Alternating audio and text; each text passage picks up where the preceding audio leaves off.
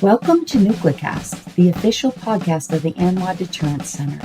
Our host is Dr. Adam Lowther, co-founder and vice president for research at the National Institute for Deterrence Studies. The ANWA Deterrence Center is a 501c3 organization ensuring a broader understanding of the nation's strategic nuclear deterrent and its ongoing modernization. Thank you for listening and welcome to the show. The views of the host and the guests are their own.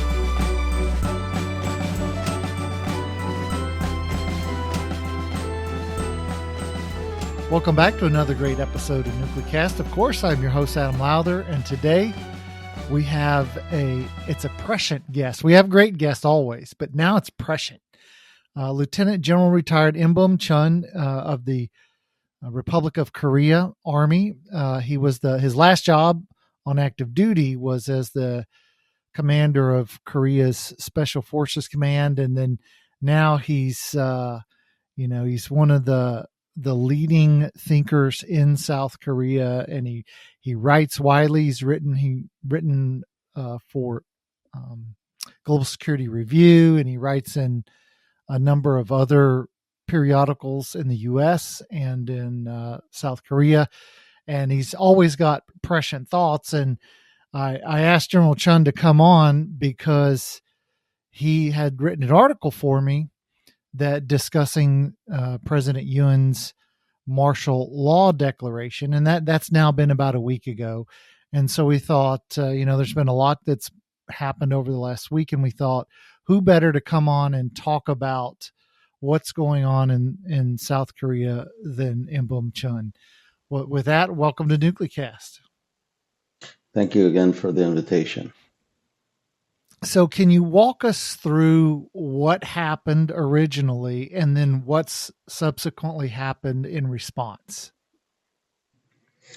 On 3 December, about 20 minutes past 10 o'clock in the evening, President Yoon suddenly said that he was going to have a speech. Most people thought it was going to be about the economic hardships that we're facing. Suddenly, that talk, which did not garner that much interest, became a declaration of martial law. And I was watching, I had turned on the current news channel, and I was watching this, and initially I thought it was just fake news, or wished it was fake news.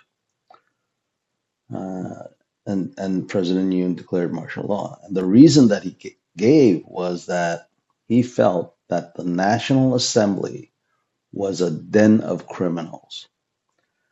And den of criminals is paraphrased. And the reason that he believed that the National Assembly is a den of criminals is because the National Assembly was occupied by the opposition. They had the majority. And with this majority, for the past 6 months, this National Assembly has been trying to pass unilateral laws that he had to veto, and most of these laws was to hold special hearings regarding him or his associates, mainly to embarrass Yoon and to somehow impeach him.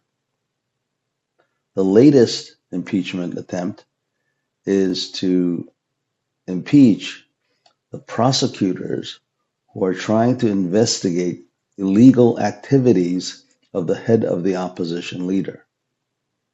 And in fact, with this chaos that arrived about 10 days ago, the first thing they did was pass this impeachment law. And of course, President Yoon is now having to veto that as well. And he couldn't because he was in this chaos situation.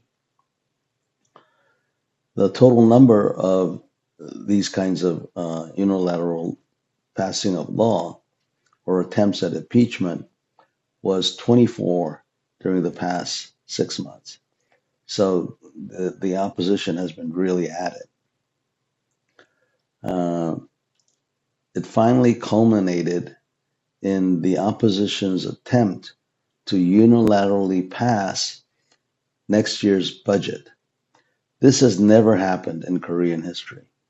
Even during the worst of dictatorships, the ruling party and the opposition always agreed to pass a bipartisan budget. But this time they said, no, we're going to just do it. And one of the things they did was they got rid of all the discretionary budgeting for various government agencies.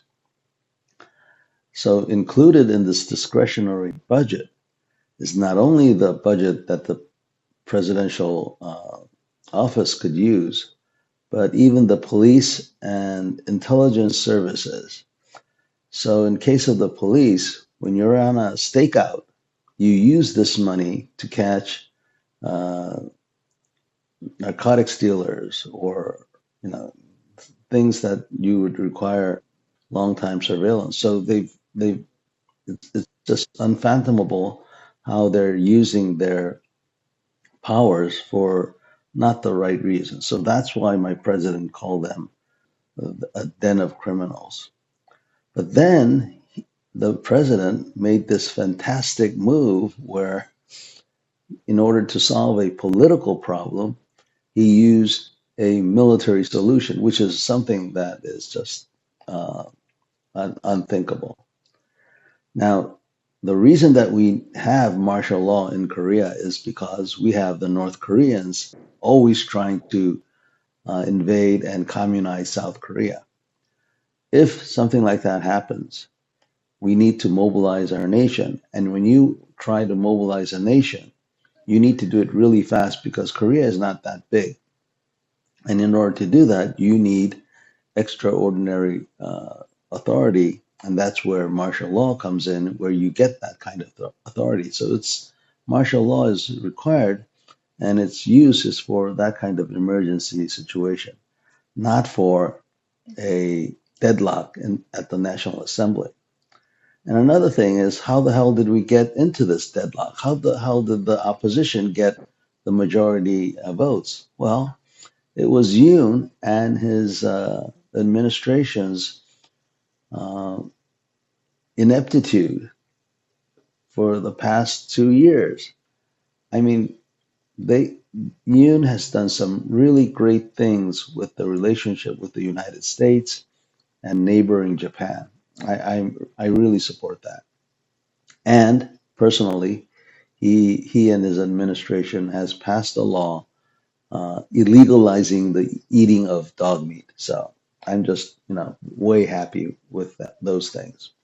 But he has also done some really, really, really stupid things, like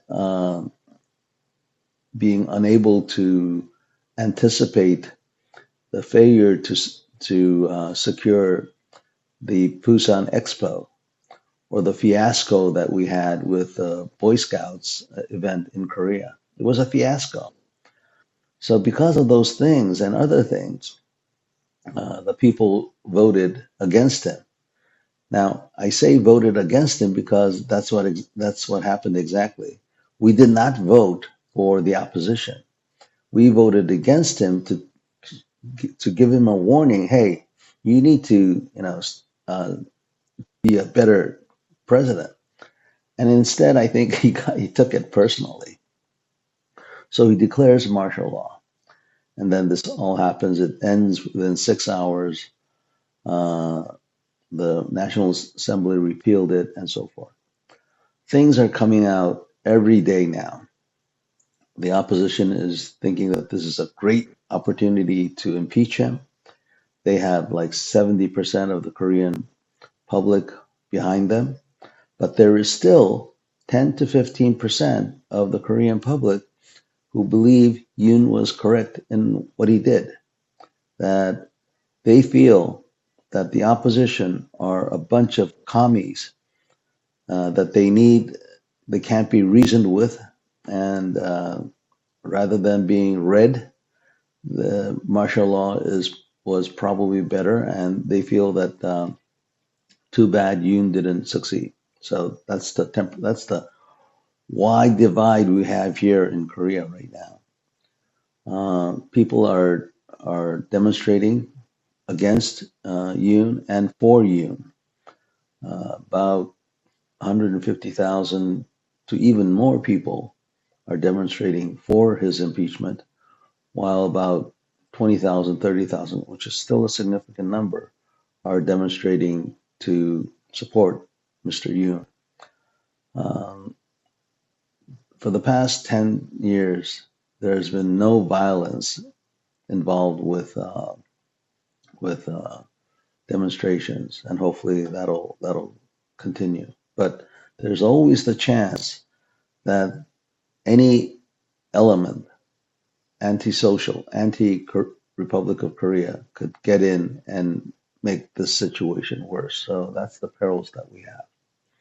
The first impeachment vote was not passed because the opposition uh, voted against it. So, the ruling party voted against it. So the opposition has about 192 votes. They need 200. They need 8. And last time they were only able to get 3. As of this morning, the ruling party members have openly said that 7 of them are going to agree to impeachment. So they're only one person away, and it's going to happen one way or another. So the next vote is going to be on the 14th of December, which is going to be the evening or of the 13th of December in the United States. So either Yoon will be impeached then, or it's going to happen sooner or later, because again, just a couple of hours ago, about 10 hours ago, Yoon gave a speech about why he did it. It sounded like he was talking to his 10% and not to the other 90% of the Korean people. So he's going to fight the impeachment. He's going to fight. He's not going to resign. That he made clear, because he feels he did not do wrong. So that's where we are politically. Another thing is the involvement of the military. So the soldiers knew nothing of what their mission was. In fact, a lot of them, when they arrived by helicopter to the National Assembly, said, "Why the hell am I here?" Because they thought there was an emergency against a North Korean activity. The commanders seems to have known about this maybe a day or two before, some of them, especially the commander of the special forces. And he wavered. And because he wavered, and because the troops had very little knowledge, they did not know what to do. They fumbled, but at the same time, they knew not to hurt the civilians. And so the civilians, which there were a lot of them, the soldiers were outnumbered at least 3-1, 4-1, were attacking the soldiers with fire extinguishers, throwing stuff, pulling at their rifles. And these soldiers, these special forces, they're not just special forces. They're the elite of the special forces. They could have beat the hell out of the civilians, but yet they showed great restraint, and they're being applauded for that. But the leadership of the ROK military, whether they were fooled or whether they knew it, I guess they have their own things to say. But what's happening is they're going out of the chain of command and revealing and exposing what their orders were. And this is really bad for morale and a bad example to soldiers, saying, okay, it's one thing not to follow, the illegal commands, but it's another thing to just disregard the chain of command. And so there's going to be a moral discussion about what is right and wrong in these kind of situations. So in South Korea, is the process similar to that in the United States, where we have the House of Representatives impeaches, and then once a president or another federal employee is impeached, they then have to be convicted by the Senate. So if President Yoon is impeached, does he then have a trial in the assembly, or is impeachment removal? Okay. Yes. So, unlike the United States, if impeachment is passed, then it goes to the Constitutional Court. At the Constitutional Court has 90 days maximum to come up with a verdict. So there have been two previous circumstances where the Korean president was impeached. Once was with Roh Moo-hyun. That verdict came out about at the 60-day mark. And then, of course, there was the impeachment of Park Geun-hye in 2016, 17, that time frame. It took them exactly 90 days, and they did impeach the president. Once the president is impeached and it becomes final at the constitutional courts, the Koreans have 60 days to vote on a new president. So that's how the process works. Oh, okay. Yeah, that's quite a bit different. Well, we're now at that time in the show where we have to take a quick break. So we'll be right back. This episode of NucleCast is brought to you by the Anwar Deterrence Center, whose mission is to educate Americans about the nuclear enterprise and strategic deterrence.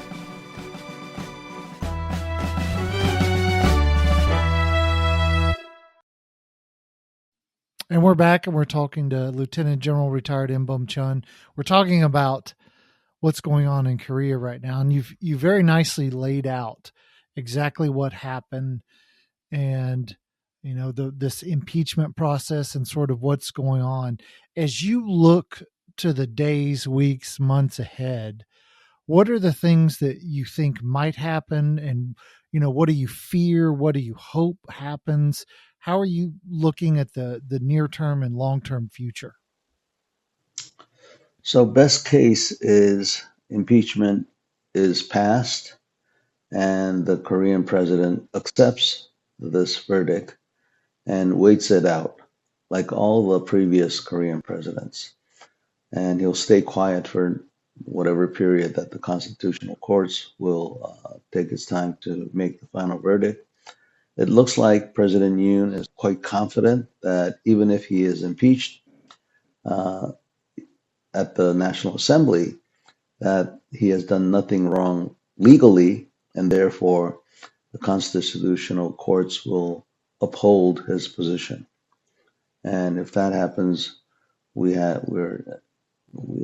will have a situation that will bring more of the opposition trying to use their numbers to destroy and hurt President Yoon. A worst case it would be impeachment, because impeachment is going to happen sooner or later. Uh, it just is unimaginable for me to think that impeachment, the bill will not be passed by the National Assembly. I mean, it just got to happen. So we're just assuming that the impeachment bill will be passed by the National Assembly. It goes to the constitutional courts, and Yoon fights it during the 60 days or 90 days, trying to rally his 10%.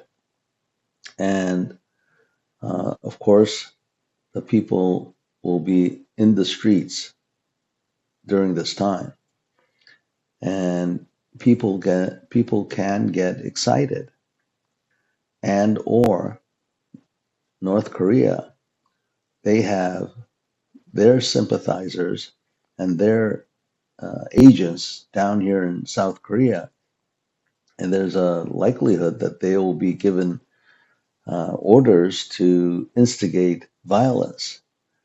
And you know how these demonstrations can get very emotional. And if it becomes violent, then we would really have a reason to declare martial law. All of this is happening when the world economy is struggling. The United States, the new administration is planning on tariffs, which is going to hurt a country like Korea, which relies heavily on trade. If Mr. Trump goes on with all of the tariffs that he has been mentioning, we're going to lose about a quarter of our growth potential with those tariffs. So in this environment that we have of a world and economy that's not doing well, and then a United States using tariffs that might actually hurt its own allies, and then this internal confusion is not good for us. So I'm hoping that Mr. Yoon will follow the process.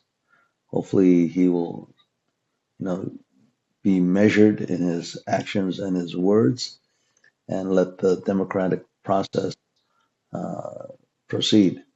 But the most important thing is for the opposition to unite. The opposition has about 1/3 of the National Assembly seats.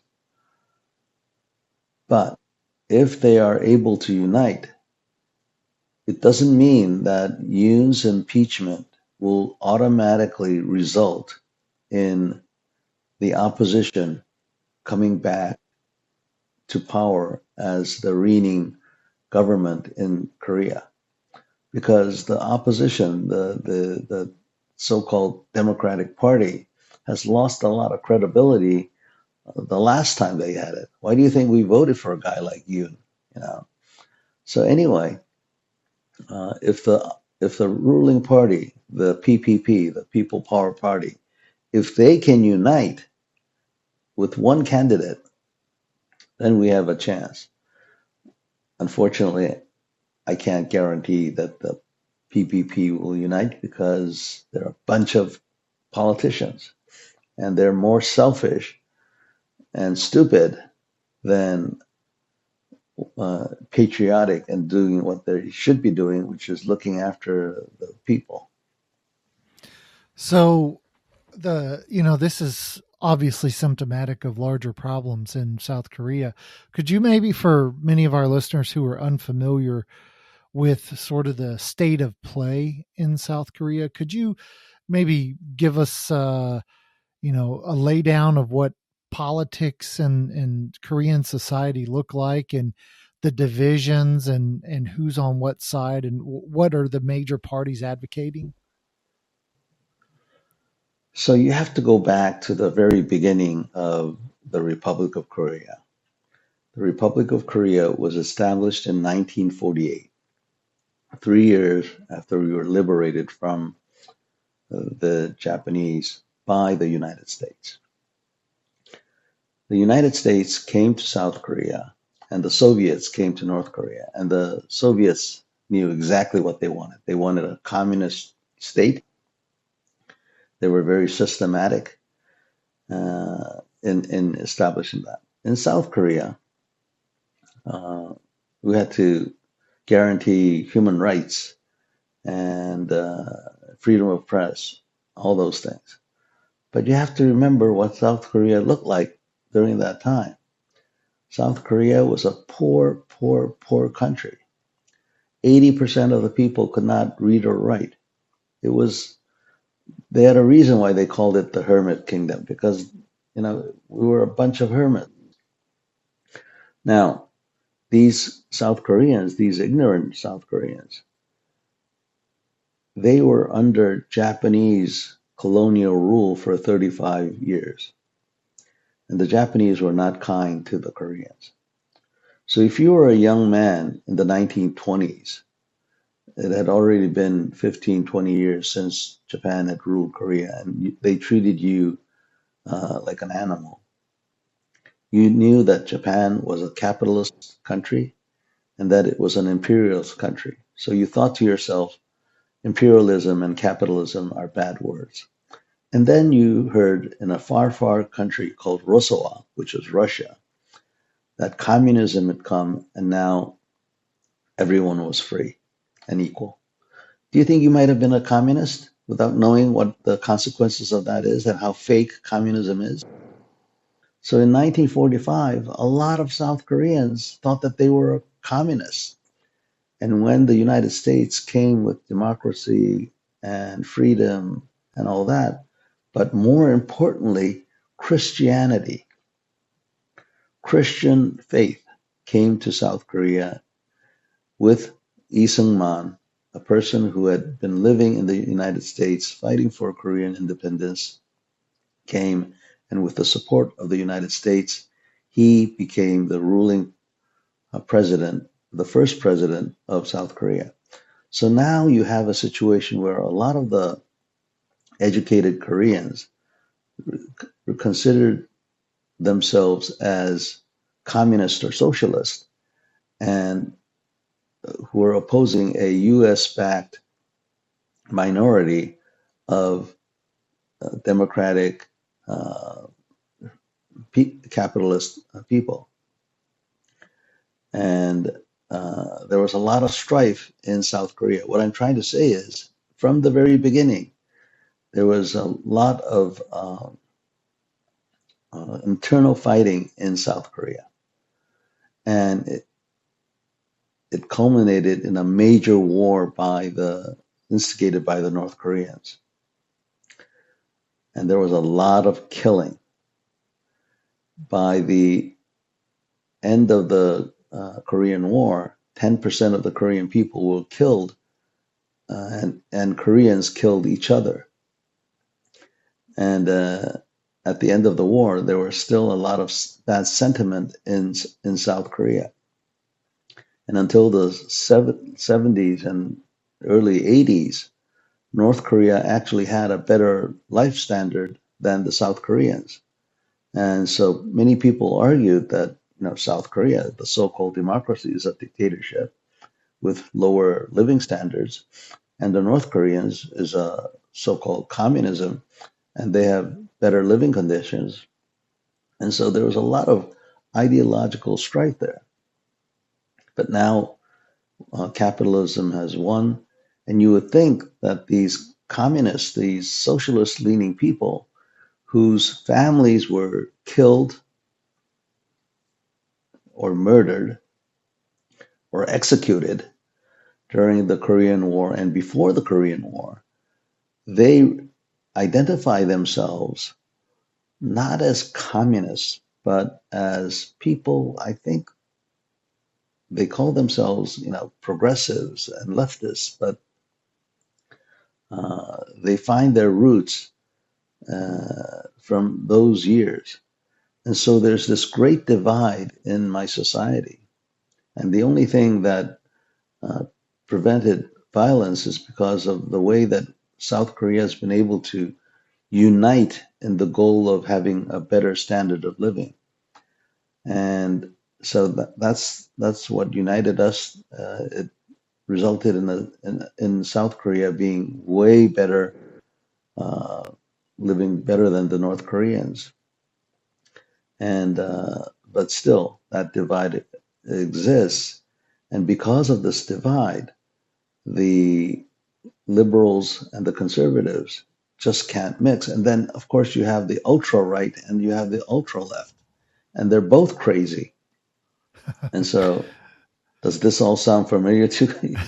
So we're in a very difficult political situation here, which will only be resolved with time and the realization of everyone that we need to look at the goal, the mutual goal of every Korean, which is to live in peace. And and, and of course, these ultra right, ultra left, they're in their 50s, 60s, and 70s. So hopefully, when they die off, it'll be better. Now we're at that time in the show where I like to bring out Bob the Genie, and as I rub my magic lamp, Bob, of course, grants 3 wishes to all of our guests. Now, those 3 wishes have to be related to the topics we've been discussing, so no great wealth or no fountain of youth, but related to our topics. So, with 3 wishes from Bob the Genie, let me ask you, General Chun, what is your first wish? My first wish would be that the National Assembly would wake up and start looking at the people rather than their own self-interest, and realize even their own self-interest should begin with the welfare of the people. My second wish is that the United States will have patience with what's happening in South Korea and look at us with leniency and help us out in this very critical time, because you don't want a faltering South Korea. We are your best ally in this region for sure, and it's not just because we're nice guys. We survive because of the United States. It's in our best interest. So help us out. My third wish is that Merry Christmas to all the Americans. We owe a great deal to the American people, and it's not as bad as you think. So come visit us. The more that you do, we'll reassure the Korean people of your friendship and trust. And this is a friend in need is a friend indeed. I mean, we need you guys ever more than ever before. And one of the things that you can do is come see us. Even the demonstrations are quite interesting. You should see it. A lot of chants, songs. It's like a festival. That's why you get hundreds of thousands of people, not because of fire bombs. Yeah, I don't know about some of our listeners. I'm sure some of them, but I've had many fun nights in Seoul. Eating Korean barbecue, drinking soju. It's been a lot of fun in different parts of Korea, because you've got a lot of interesting for a country as small as Korea is. There's a lot of interesting things to see. So yeah, Adam, with the dollar won rate these days, you can get an extra drink now for the same buck. So good reason to visit. it is, and I was in Greece. I don't know, probably 10 years ago or so, when the Greeks were going through a very difficult patch. And I just so happened to be in Athens when Golden Dawn, which was one of the major sort of parties at the time, was rioting. And so we just happened to be walking through one of these riots and marches. And we just kind of observed it. And it was like you said, it was pretty interesting. Although I'm not sure they were chanting and singing as much as in Korea. I think they were a little madder. So, we won't go that way. Well, thanks for coming on Nuclecast and giving us an inside look at what's going on in Korea. I'm sure there's a lot of Americans and our listeners who are, they're reading about what's going on, but they're not certain if what they're reading is accurate and how they should interpret it and understand it. So your discussion today was really informative, and I hope our listeners will walk away with a better understanding of what's happening in Korea right now. So thank you again for the opportunity. And of course, thanks to General Chun for coming on, and thanks to you, the listeners, for joining us on this episode of Nuclecast. Great conversation with General Chun. he really laid out nicely exactly what's going on in South Korea. So I appreciate his willingness. Whenever we were talking, it was 4:00 in the morning for him. So he was gracious enough to get up very early to talk to us. So, and he did a great job. So hopefully you enjoyed it as much as I did. This has been a production of the Anwa Deterrence Center, a 501c3 that seeks to educate key decision makers, stakeholders, and the public to ensure a broader understanding of the nation's strategic nuclear deterrent. Our executive producer is Kimberly Charrington, and this episode has been engineered and mixed by David Grunthal. Help us grow our followers by sharing it and follow the show on LinkedIn, Facebook, and Twitter at NuclearCast.